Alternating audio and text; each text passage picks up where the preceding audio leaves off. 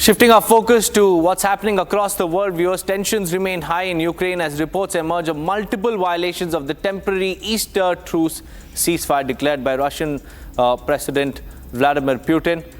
Ukrainian President Volodymyr Zelenskyy has strongly condemned the renewed attacks, accusing Russian forces of continuing their shellings and also drone strikes across the front lines. Take a look. Ukrainian President Zelenskyy went all guns blazing at Russian President Vladimir Putin, accusing him of violating the temporary Easter ceasefire. Zelenskyy also added that Russian army is making a pretense of an Easter ceasefire, continuing overnight attempts to inflict frontline losses on Ukraine. In a heavily worded condemnation, the Ukrainian president said that Russian army violated the 30-hour ceasefire, carrying out brutal ambush in Donetsk and Pokrovsk region. At least 46 Russian assaults were reported from 4 p.m. onwards on Easter, with over 901 instances of shelling, 448 of which involved heavy weaponry. The Ukrainian army also said that more than 400 cases of FPV drones used by Russians were documented. Meanwhile, the Russian Ministry of Defense accused Ukraine of breaching the ceasefire. In a surprise move on Saturday, the Russian president had announced that Moscow would be halting its offensive for 30-hour timeline. However, Kyiv reflected its skepticism on Putin's words.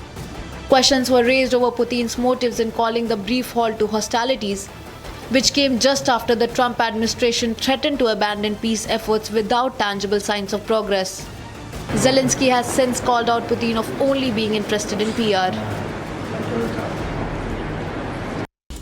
First up, viewers, getting you some news from the world of business. Retail investor activity is surging across India, with the National Stock Exchange adding a record 84 lakh new demat accounts in financial year 2025. Here's what this means. India's capital market witnessed remarkable retail participation in financial year 25, with over 84 lakh new active demat accounts added to the National Stock Exchange. Marking a 20.5% year-on-year increase, the total tally now stands at 4.92 crore active accounts. At the heart of this growth are digital brokerage platforms, especially Grow and Angel One, which together contributed over 57% of the new accounts. Grow emerged as a top performer, adding 34 lakh new accounts, accounting for 40% of the NSE's growth. Its active user base jumped from 95 lakhs in March 2024 to 1.29 crore in March 2025. Marking a 36% rise. Meanwhile, its market share increased from 23.28% to 26.26% over the year.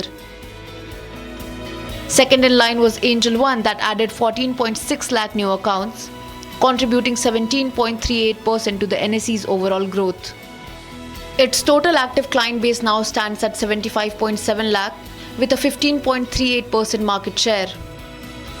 Though not leading the pack in new additions, Zerodha brought in 5.8 lakh new accounts, accounting for about 7% of the total growth. Despite slower growth, it maintained a strong 16% market share.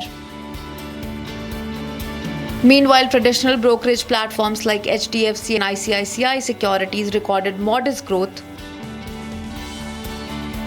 Experts say the rise in new demat accounts is driven by growing trust in digital platforms and easy-to-use mobile apps.